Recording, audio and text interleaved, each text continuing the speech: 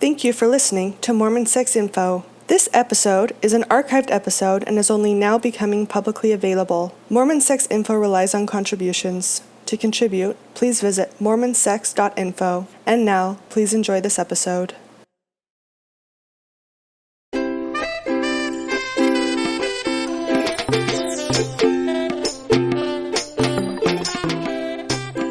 Welcome back to Mormon Sex Info, Doug. So happy to have you again. We are on, part 2 of part 3, which is, or of principle 3. Let me put it that way so it's not as confusing, which is so interesting, right? Because I had thought that talking about reproductive health and choices and STIs would be our quickest interview, and yet here we are on hour 2.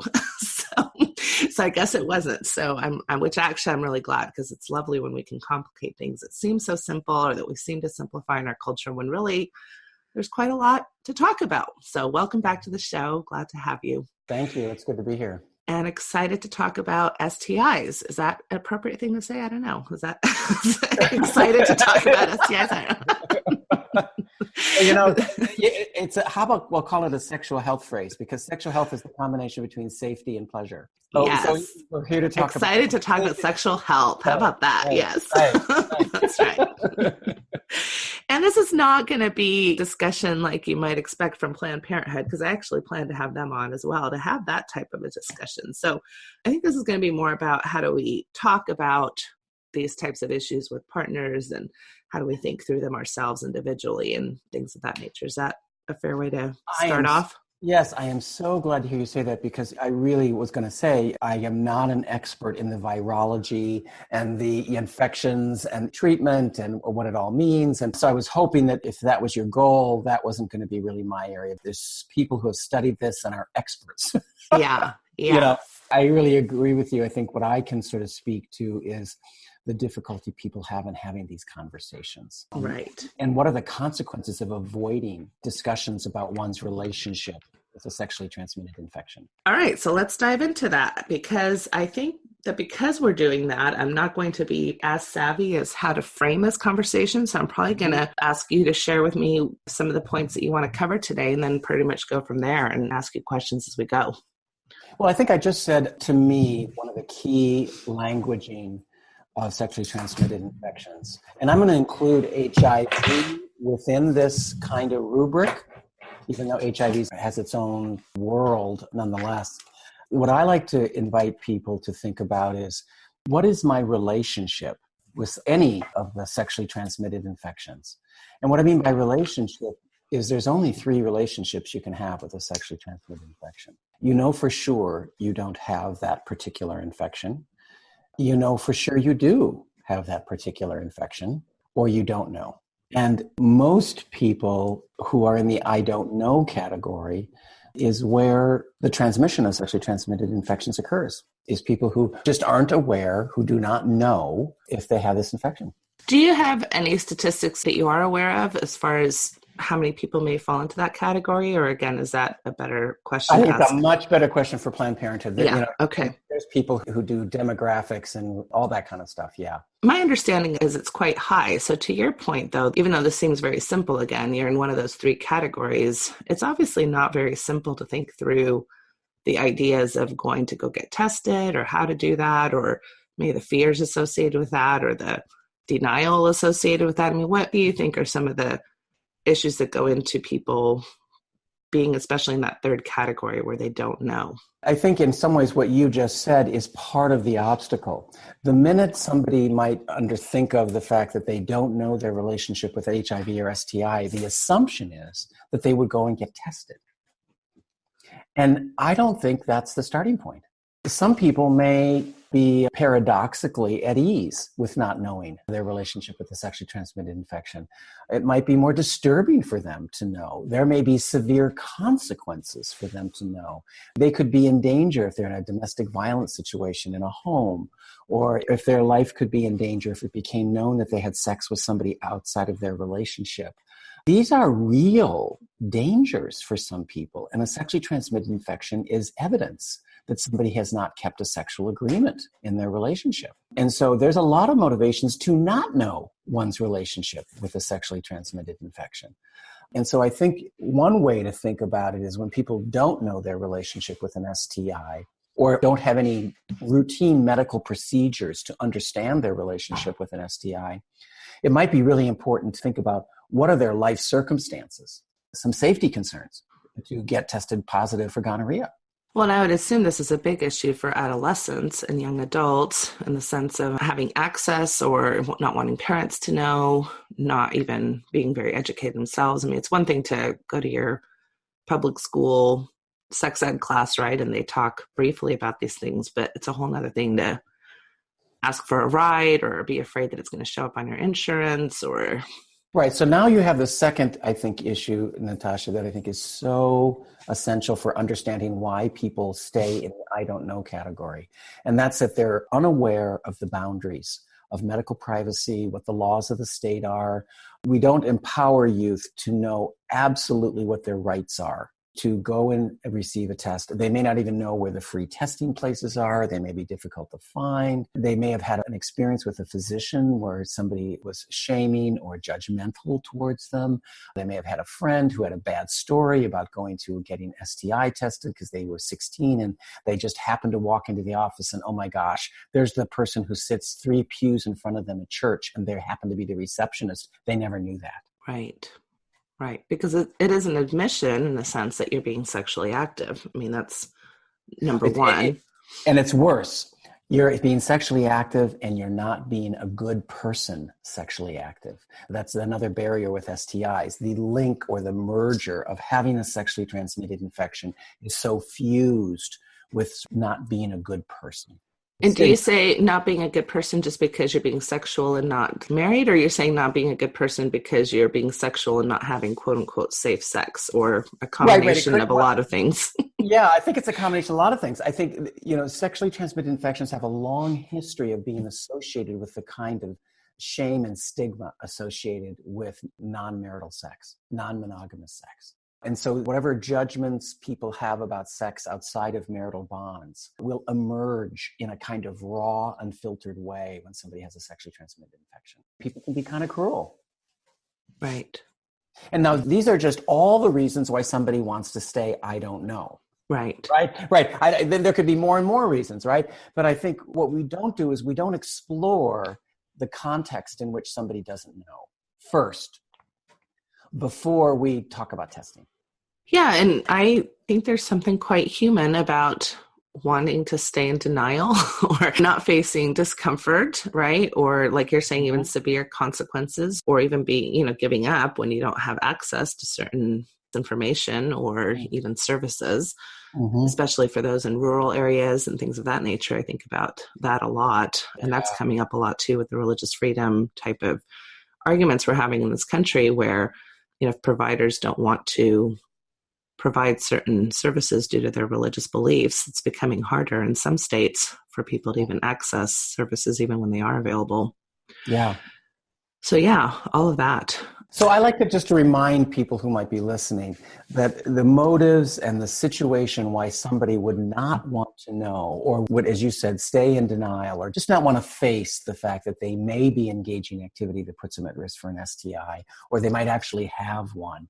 There can be many motives for not wanting to move into that conversation with a medical provider. Right. Moving on then to the other two categories. Well, you don't have one, I guess, is a fairly simple one. Actually, it's not. No. Oh, let's stop there. I don't think it's simple. I don't think it's simple at all. This is why I love talking to you. When somebody knows for sure they do not have a sexually transmitted infection, now they're faced with the decision of do they want to stay that way? And that means they have to make some decisions.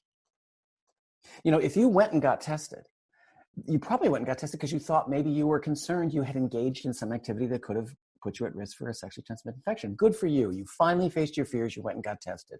Then you get the result. And the result is, no, you do not have an infection.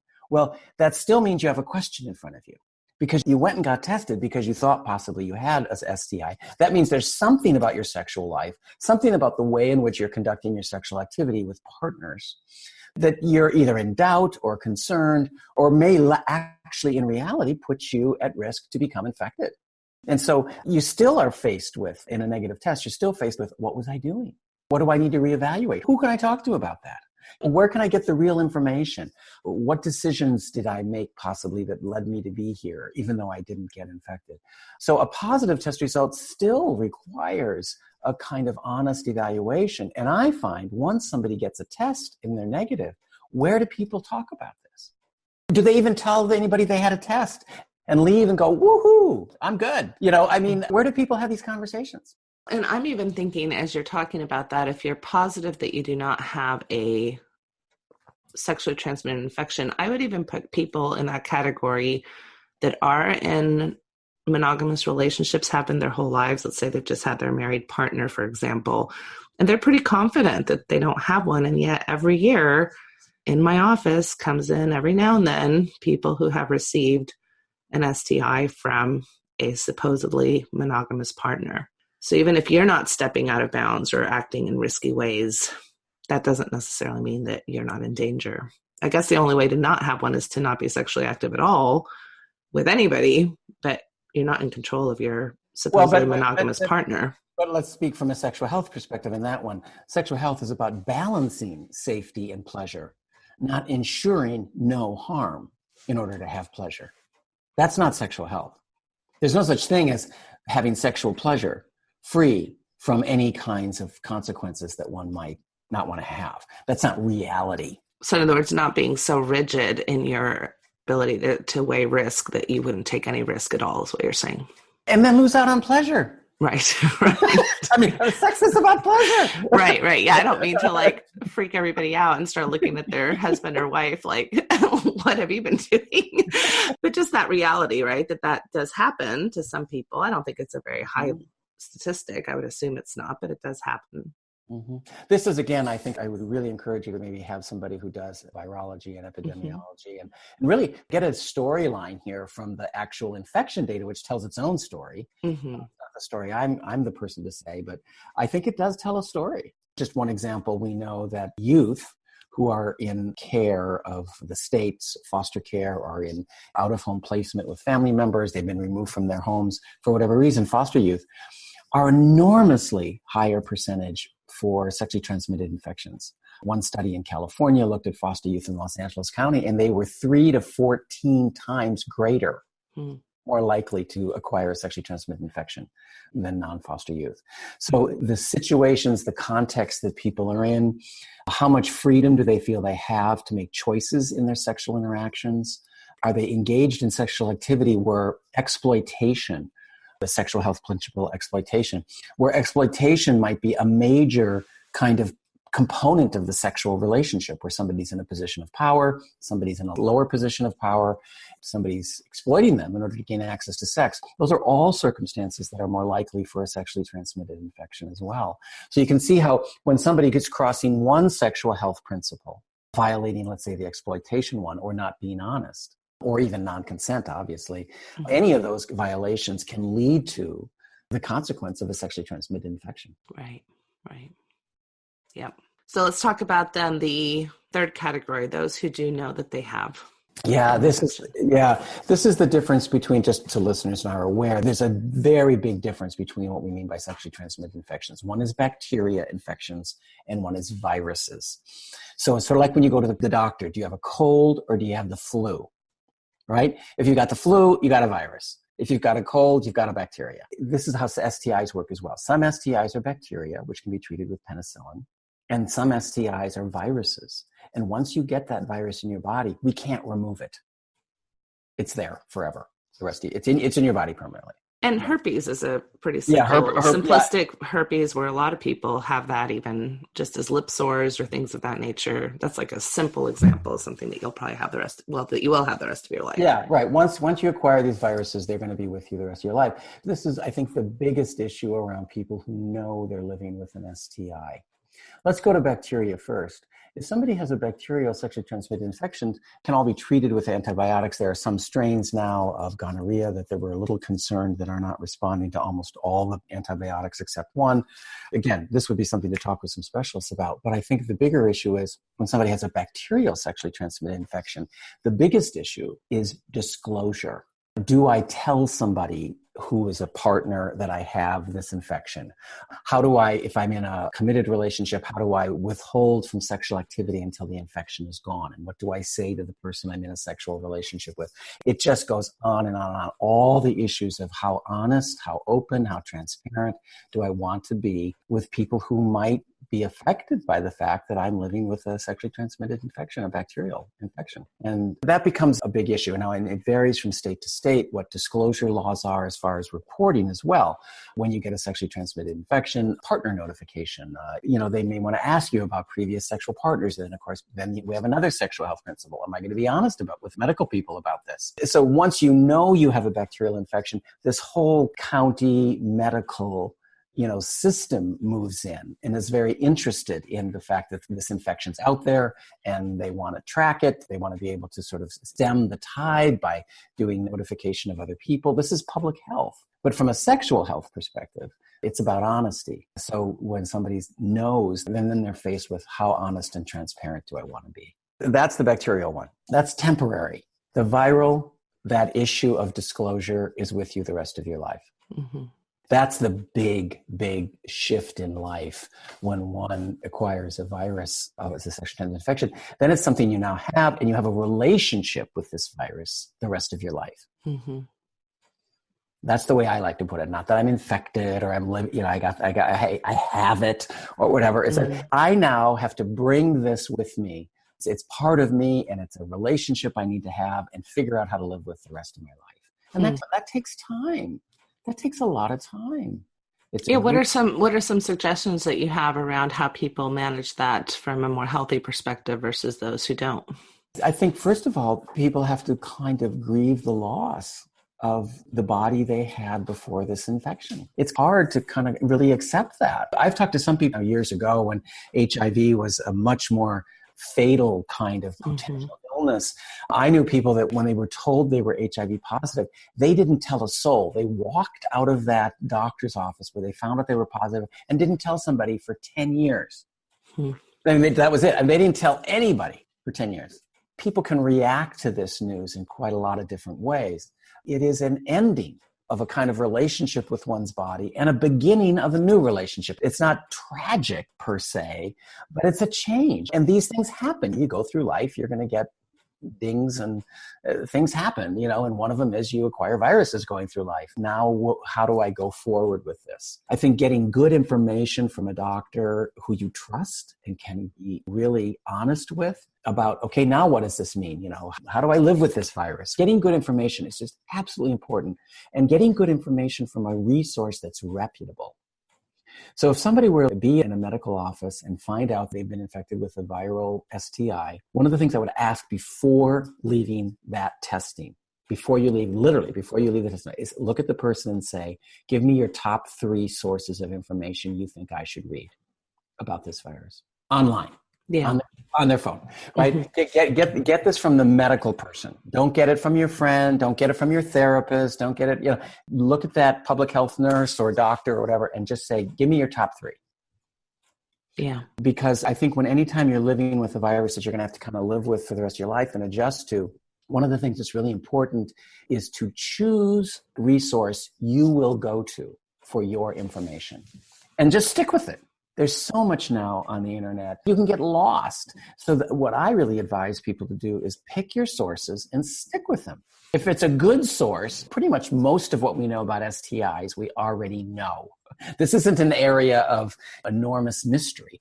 It's really more about getting reputable resources that give you really good information rather than there's so much conflicting information out there that you better look at 30 resources to see what all the conflict's about. Right. That's not the case. So stay with your resources and don't get lost in the woods of all these other places that are trying to tell you all sorts of things. And then the last thing is look around your world and see who's the first person you want to tell. And then decide what would need to happen before you'd be ready to tell them? You might make that decision in your transportation home, and you might tell the person the minute you get home. I don't know how that's going to work. I think the first thing is just envision one person you're going to tell.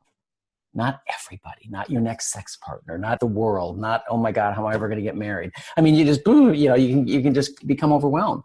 You just picture the one person that you have on the planet right now that you could most likely, the best candidate, tell that you have this infection. What are you hoping comes from that type of a conversation? Like, what would be some really positive things that could come from having that person you can talk to? The person you disclose it to might be really touched that you feel that close to them and that you feel that safe with them, that you'd want to share this with them. So maybe that's even things that you could say, like, I have something difficult that I'm going to talk to you about. Mm-hmm. When I thought about who I want to talk to about, you came to mind because you're somebody that I do trust, and I feel I'll be safe telling you this. Mm-hmm. Or in fact, it might actually be somebody like, remember when you told me you got herpes? Well, now I've got something to tell you. It might be somebody who opened up to them. Mm-hmm. Who knows? But I do think it can be really important to just imagine one person you could just sort of take into confidence. And I do know that the longer somebody stays in isolation with that information, the more likely is they're not going to be making as good of decisions in their sexual life going forward. It really matters to have somebody know, to have somebody be aware that this is something you're adjusting to. And then what I find is people over time include more and more people in this information. As it becomes more familiar, as it becomes less stigmatized, as it becomes something more about you rather than a judgment about you, which is a big change, right? Mm. Usually disclosing a sexually transmitted infection isn't just the disclosure of the infection. It's also making space for judgment for it to be directed at you. Over time, people begin to realize that those judgments are really more about the person making them than about the person with the infection. I'm guessing some of the typical judgments people are concerned about are either one, how stupid of you, why weren't you safer, around your sexual life, or how promiscuous of you, you must be somebody who has all kinds of partners or must be loose, quote unquote. Are there other things that come to mind for you as far as some of the judgments that people might face or might be thinking about that they're scared of facing? There may be a judgment that you didn't keep your agreement in your relationship. Right. I think it's a big fear of disclosure that, you're not an honorable person, or, you were a betrayer, or you hurt somebody. And you know what? When you have a sexually transmitted infection and you infect another partner and you have the infection and you don't tell them, that is hurting somebody. I mean, you are, having a virus be placed in another person's body without their knowledge of even risk that might happen. And that is an injury. Just because we injure somebody doesn't mean we are a horrible person. No person is as horrible as their worst day on the planet. So what might be some of the reframes that a person who is thinking those things, this is what people are going to think about me. They're going to think I'm stupid or unfaithful or loose, slutty, all those kind of shaming words that we use. Mm-hmm. What are some ways that people could start reframing that within their own inner dialogue? What are some other things that they could be thinking? I would get out something that you could write on or whatever and say, what do I think about myself for having this infection? Not what other people think. There's so much focus on what everybody else thinks. Can I create a space where I'm just going to honestly sit with myself and think, how do I feel about the fact that I have this? What do I think of myself? What are the judgments I'm having? And what can be enlightening for some people is they discover that the judgments they imagined everybody else has actually maybe aren't as reality-based. Those are the judgments they have about themselves. That would be important to find out. Are the judgments I'm imagining you're having about me, are they actually just my judgments I'm having? Mm-hmm. And I need to give you, the listener, an opportunity to show me that you maybe aren't as judgmental.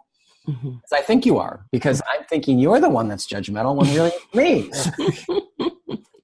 We tend to be pretty judgy about ourselves. Yes. Yes, it's true. It's true, isn't it? And yet it's hard for us to just be honest with ourselves about the judgments we are having. Right. So that's just one thing I think of.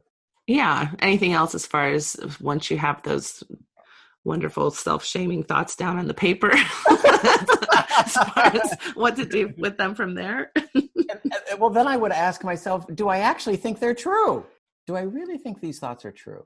And I find when people can take their thoughts out of their mind, place them in front of them, and actually look at them, they can be a bit more objective and a bit more compassionate and a bit more kind. Yeah. Yeah. It's when these thoughts stay in our head without being, read or looked at or observed. It's hard for us to really gauge how mean we can be to ourselves. Yeah, I think that sometimes we have thoughts that aren't true. Like you're saying, they're not even true, but we still place them on ourselves. And then even if they are true, to your point, they don't completely define us. We're not as horrible as the worst day we've ever had was a good framing. So even if we feel like we were dishonest or maybe should have disclosed something, so maybe there was some responsibility there that we're facing now that we didn't face before. This is where I like to use the yes and strategy, right? Like, yes, that was something that I did that I regret, and whatever. These are the things I like about myself, or these are things I've done that are helpful, or this is how I've been a quote unquote good person, right?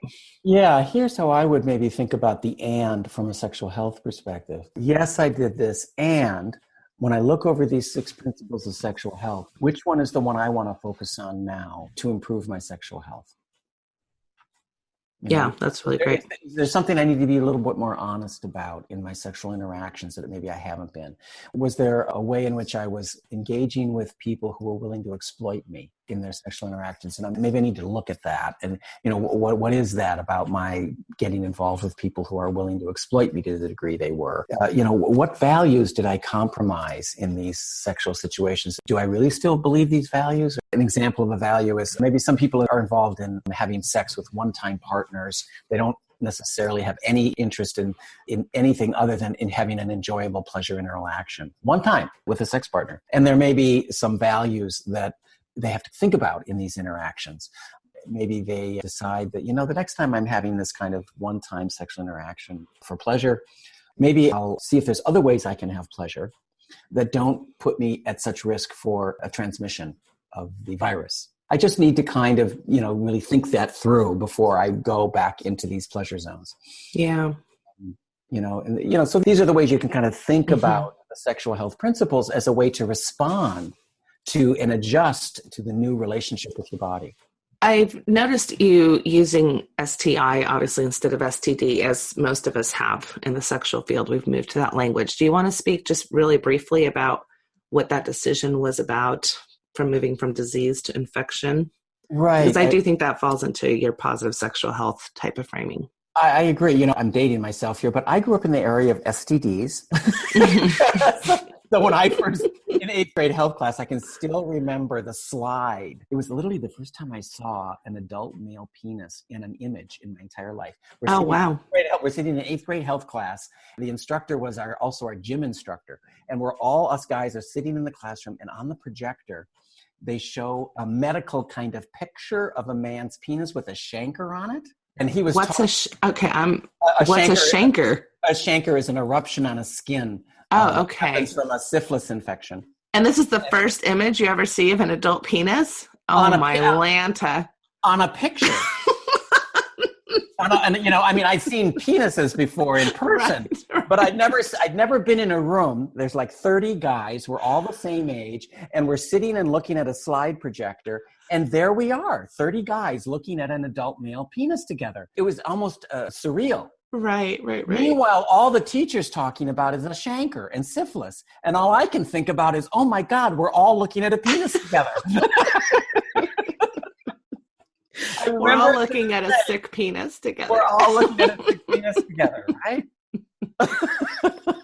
How did I get into this story? I don't know. What did you ask me?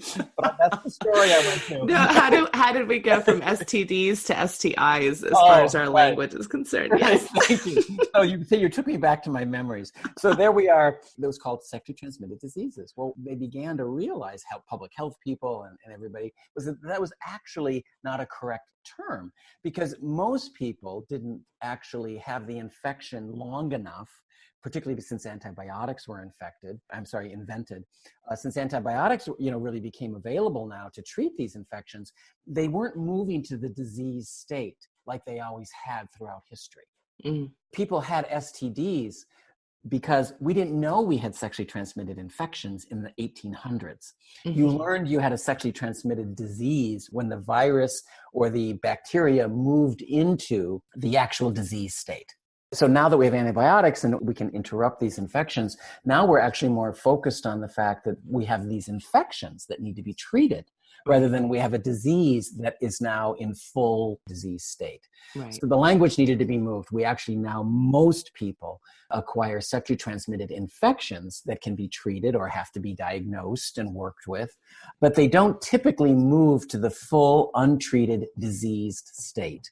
Progression, the long-term outcomes of these infections left untreated. That's rarer and rarer. So that's why the language changed. Yeah. Yeah. And it's a little bit, I think, less stigmatizing that way as well. So right. I mean, in the old days, before testing and all that, you found out you had a sexually transmitted infection because you had symptoms of the disease. Right. That was the test. Right. And one other thing I want to talk about before I just let you talk about what you want to talk about is what I have noticed, especially around young single people, is when I ask about safe sex practices, everybody's pretty aware of what, using a condom. Whether or not they do, is another matter, but they're at least aware of that. And condoms are fairly easy to attain for the most part.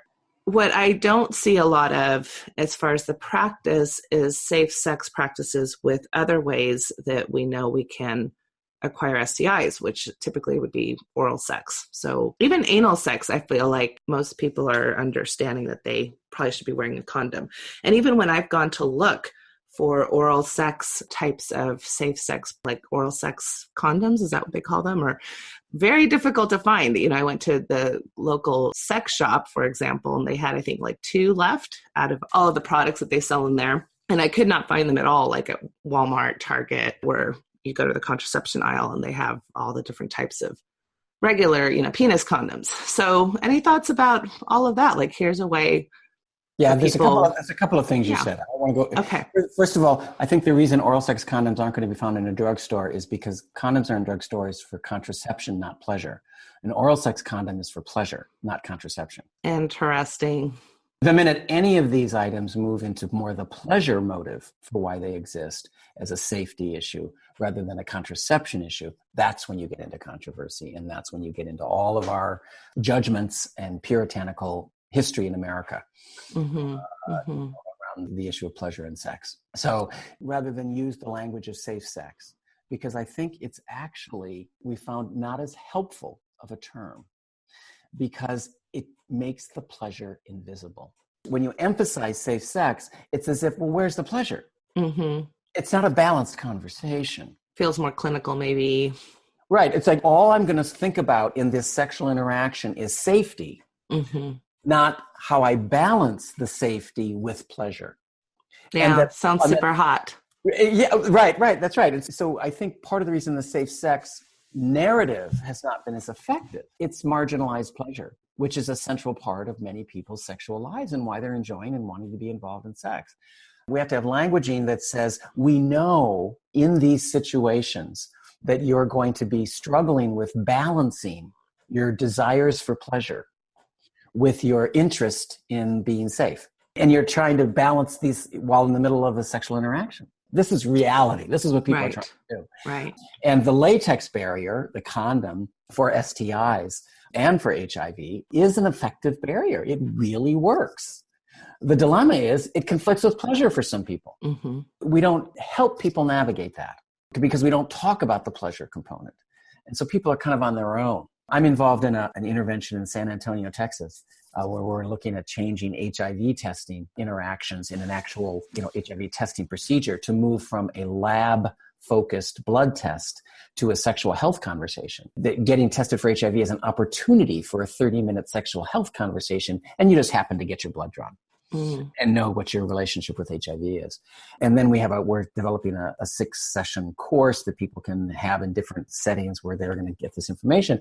And what we're doing is we're shifting the conversation from safe sex to managing fluids. How did you manage your fluids? Because sex is wet. And there's lots of fluids around. When you think about it, what we're really talking about is how do you manage your fluids? And what are the consequences of not managing your fluids so well? Right. And so that's a different languaging. It sort of acknowledges the fact that fluids are pleasurable in sex, fluids are enjoyable, fluids are a highly desirable part of sexual interaction. And yet at the same time, fluids can create consequences we don't want. That's a management issue, is another way to think about it.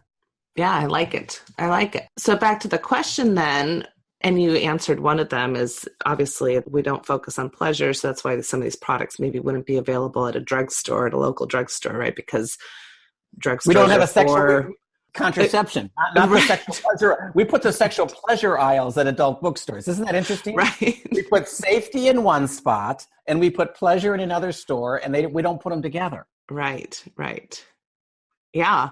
Although I still find it interesting, even from a clinical perspective, because if we know that infections can happen through oral sex, the fact that a pharmacy doesn't have that available for people and it can result in disease or infection, that still seems weird to me. I don't know what the politics are of this but I'm trying to imagine a corporate meeting where they own, 3,000 drugstores in the United States. And they're sitting around going, do we want to have mothers coming up to us saying, my 9-year-old brought this off the shelf and asked me what it is. What are you doing? You're ruining my children. You make me talk about things I don't want to talk about. Right. This is what we're trying to figure out how to do in our country. Yeah. Well, I thought it was fascinating that it was so difficult for me. And I was really just trying to find them for a sex ed class. I had to go to 5 different stores. I finally ended up at the local vibrator, sex toy shop. And even they only had 2 left on their It might be shelf. It might be interesting to call the manufacturer and ask them what they're finding their sales are. Either they're not selling, or they're selling so fast they can't produce them. I don't know which. I mean, it's sort of interesting. Follow the money in that story would be my thing. But, it's sort of interesting. When there's this kind of direct link between safety and pleasure, and it's not specific to prevent a pregnancy, those particular sexual health items are harder to find, I find. If it's not about contraception, where do these items go? On what aisle do they belong? Yeah, that's interesting. And I guess even just anecdotally talking to the clients I've talked to about it, they just tell me, oh yeah, nobody's using those. When I ask about sexual partnerships and sexual lifestyles, and is it something that you use or don't use? Do you have oral sex? Oh yes. Do you use any type of barrier? Oh no. Is that typical? Do you find other people wanting to use those barriers with you or inviting you to use those barriers? Oh no. So I'm not getting a great sense that this is something that's very common, but that may be just in my population. I don't know. I don't know. I'm just sort of putting some random thoughts here together. But, half of all pregnancies in the United States are still unplanned, despite the best contraception technology in the history of mankind. Right. In our country, half of all pregnancies are unplanned. So to think about, for some people, oral sex represents a way to have the kind of connection with a partner without barriers, without the risk of pregnancy, or without, if it's same-sex behavior and men having sex with men, it may be without the risk of transmission of HIV, because oral sex is not a route for transmission of HIV. I mean, as much as scientifically it could happen, it's a non-issue. The way it's transmitted is through anal sex or sharing needles. And so I think some people... Or vaginal sex, correct? Or vaginal sex, correct, right. The psychological space of oral sex is more of a pleasure zone than a safety zone.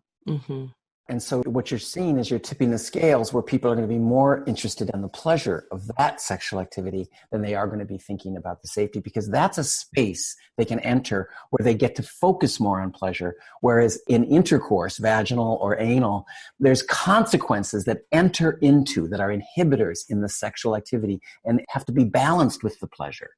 Oral sex is a place where there's less of that sort of balancing between safety and pleasure. And some people really love that space. They want to be in that space. And so oral sex, yes, it's very pleasurable, and for some people a preferred form of sex and maybe a preferred form of reaching orgasm, but it's also a place that's liberated from some of those tensions.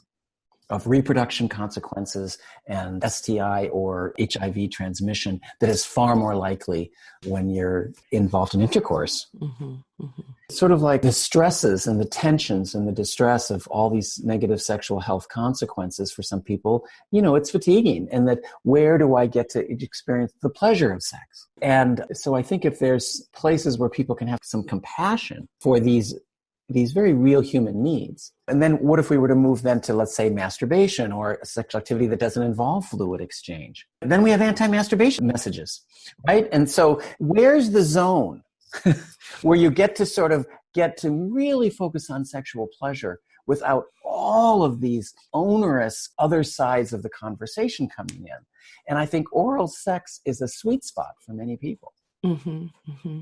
Yeah, it is such a messaging issue, isn't it? I just ran a workshop this weekend, and at one point I remember my saying, I think we're all sexually broken in many ways. Not broke, I didn't say broken, wounded. I think we're all sexually wounded in many ways, with how we were educated, how our cultures and families and religions and, the many ways that we receive messaging around sexuality. Like we all have some level of healing that we could benefit from, when it comes to exactly many of the things that you're talking about, that we haven't really made space for a conversation around pleasure. And I think, and then the woundedness and the need for healing, I think embedded in that is this is what happens when the sexual lives of people and sex education and the development of one's sexual life is imbalance between safety and pleasure. And it's all about the safety, and the pleasure gets ignored. Right.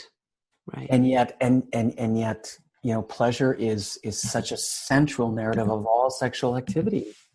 Right. And so people make choices. They're on their own. They make decisions about what they're going to do sexually in pursuit of pleasure and the meaningfulness of sex. And they're kind of on their own with these issues because people aren't teaching them how to balance pleasure and safety. What they're just focusing on is be safe. Yeah. And I think we're doing a disservice to people by leaving pleasure out of the discussion from day one. Yeah. We talked a little bit about the person themselves seeking out conversation, especially after maybe they have found out that they have a sexually transmitted infection. And you mentioned conversation in each one of the categories, right? That there really isn't any place to go talk about these things. Mm-hmm. What thoughts would you have for the rest of us? Although we all fit into one of those categories. But as far as having opportunities either with our children or with our friends or with our partners to be the person who is safe to begin with. In other words, what types of ways can we invite these types of conversations, not just decide when we're going to have them for our own personal benefit? I think we have to be aware of how we are judgmental in completely just day-to-day life around the sexual stories we see in public. I mean, right now in our country, we have tons of sexual stories in the media. I mean, just tons of them. And we live in a culture that tends to give people permission to be really judgmental and really just cruelly mean and opinionated about these kinds of stories with very harsh language. When you have a reputation of speaking that way about just innocuous media people or whatever it may be, and then somebody has their own sexual health moment where they're in pain or they're feeling scared or they just learned something that they're kind of worried about. And they look around the world and all they remember is you were the person who had all those judgmental comments all the time. They're not going to come to you. You're not going to be a candidate. And so you have to think about, particularly if you have children in your home, how do I want to convey to children in my home that I will be a listenable person, 2 years from now, because of how I'm reacting to the news on the television today. Right. So I think the building blocks for being that person that a person might want to have a conversation with, people are watching you. Your children are watching you and how you talk, how you respond. I know it sounds Orwellian, but the reality is we learn who the listenable people are by listening to them in unguarded moments. Mm-hmm. Yeah, that's a great point. And with the last 5 minutes that we have then, where have I not taken this conversation that you would have actually liked to go, or what types of things am I not addressing that you'd like to make sure we address? Being honest about having a sexually transmitted infection is a really terrific skill to have in sex. If you're living with herpes, or if you're living with HIV, or some other kind of virally transmitted infection that is, kind of with you in the long run now, learning the skills, learning how to have the conversation in a kind of matter-of-fact, non-judgmental, non-apologetic, non-shaming way is such an essential skill in living with an STI. It's vital. So, I work a lot with men who over the years have been living with HIV. And one of the things they figure out in their relationship with HIV is when in the sexual relationship or a new person I'm meeting, or when I might move into possibly having sex with a new partner, at what stage do I want a person to know that I'm, living with HIV? Now, what's really the good news is, and we didn't even talk about HIV today, is if somebody's living with HIV and they're taking their medications as prescribed and they have no discernible viral load in their blood tests, there's almost no chance of that person passing HIV on to their partners without a condom. Yeah. There's a lot of good news out there, really good news about how medical science has come forward to really make these fluid exchanges less dangerous and less fraught with harm and infecting other people.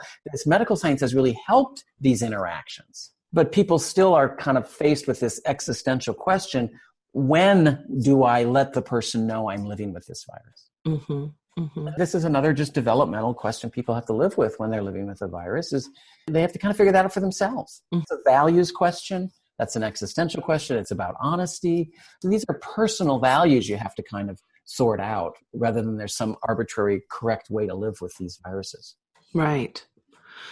Are you able to give an example of a potential script where somebody could say, very matter-of-factly, this is kind of what my situation is? Sexual health is really important to me. And one of the things I really have come to realize is that when I like somebody, like I like you, there's a couple of things I have to say to you before things can move along. And one of them is that I've got this virus. Now, I don't even encourage people to say which virus it is. See how they react. Right. It could be herpes. It could be HIV. It doesn't, let's just see how the person reacts to the fact that I have a virus. Right. I have to give you a full medical record in the first sentence. Right. Boundaries, people. Boundaries, right? So let's see how they respond to, I have a virus. I just want you to know. Yeah. And if they look at you like, that's it, I'm out of here. Well, okay, good. You haven't disclosed your medical record. Yeah. Yeah, great. That's great. All right. Any closing statements then, Doug, from your infinite wisdom on sexual health? I got to tell you, Natasha, these conversations have been so cool because I'm finding myself be clearer in my language by talking to you. Talking with you is like playing tennis with a player who's at your same level. We all play better. That's with somebody. I don't know if you're a tennis player, but the way you really improve your tennis game, you have to play with somebody who's either better than you or at your same level. You don't get better at tennis by playing people who aren't at your same level. Right. Well, I'm glad you think I'm at your same level. That's but great. I don't get to have conversations like this that often, really. Yeah. I'm out there training. You're out there training, right? Yeah. So, so we're people are leaning on us, right? This is, I think, part of my motivation for doing this with you is we get to kind of riff off each other. Right. Well, it's been equally, I'm not sure I'm at the same level as you are with the language piece, which is what I love, is when you take my language and then dissect it and give it back to me kind of more neatly packaged. And I really appreciate that. That's exactly what I want to be trying to do in my language all the time. So I think you're taking that to a new level for all sex therapists, because it's just such a part of our language, and just even clinical language, et cetera. We tend to pathologize things in clinical perspectives and things of that nature. So I think that's just a really great thing that you're doing. And so this has been a tremendously positive and I think optimistic hour. On STIs, you knew, right? About. Oh my God, I can't, if listeners made it this far, God bless you. And I think it's so important, especially as parents who are helping our teens, or ecclesiastical leaders who maybe have people coming into their offices and, what do you say as a bishop or something to something like this, right? It can be very Let me give one sentence. Anybody, that whole list of people you just said. Yeah. If I could give them one sentence. Yes, I would love this. And it would be the first thing they say. They would just take a breath, be very calm. They would look at the person and they'd say, thank you for being honest with me. And that's the first thing they'd say. No matter, I don't care what they've told. Yeah. Thank you for being honest with me. People, when they're vulnerable and scared and are afraid to be judged, do not expect the listener to be grateful that somebody has chosen to be honest with them. And the courage it takes, it honors the courage that you just described to be honest, which is really hard, especially when there are consequences that you're afraid of. And it only takes 15 seconds to say, and then you can get right back to whatever else you need to say. Right. I tell you, that 15 seconds will matter. Yeah. Wonderful. All right. Well, we are going to be touching on what's next. Is it shared values or honesty that's next? You get to choose. All right. Well, it'll be one of those. Okay. We're saving pleasures for last. I got it. Oh, you gotta like have the icing on top, right? So we'll have fun. No, these have been great discussions. I'm so excited to be doing these series. Thank you again, Doug, for your time. I really appreciate it. Yep. Okay.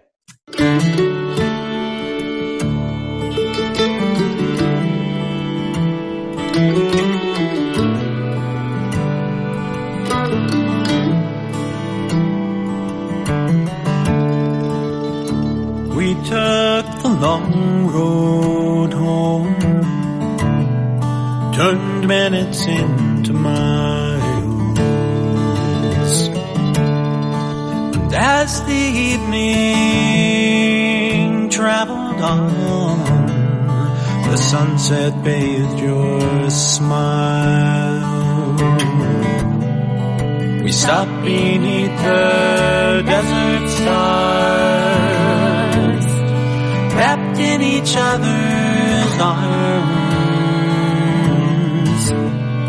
Was as simple as I love you, an ordinary, extraordinary truth.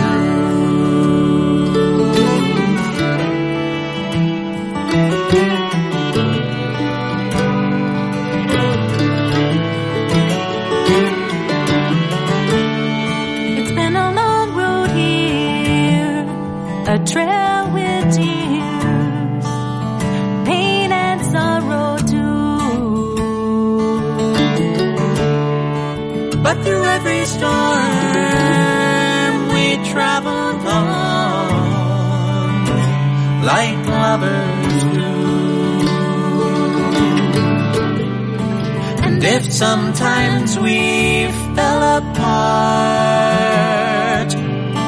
we always came back home. Was as simple as I love you, an ordinary, extraordinary truth.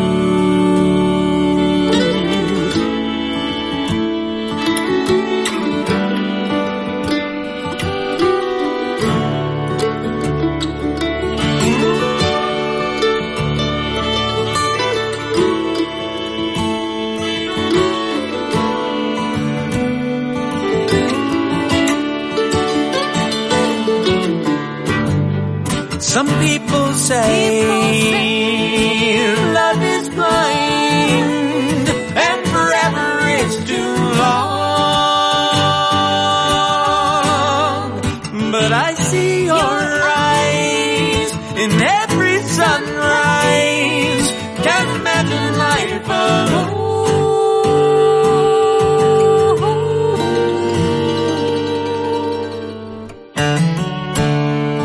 Let's take the long road on together until we're gone. Want you by my side till the day I die and into the beyond. It's as simple as our love is. That's how I wanna go. all wrapped up in the arms of our extraordinary. It's nothing ordinary love.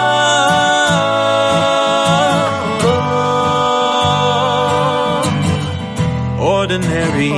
No, it's extraordinary love.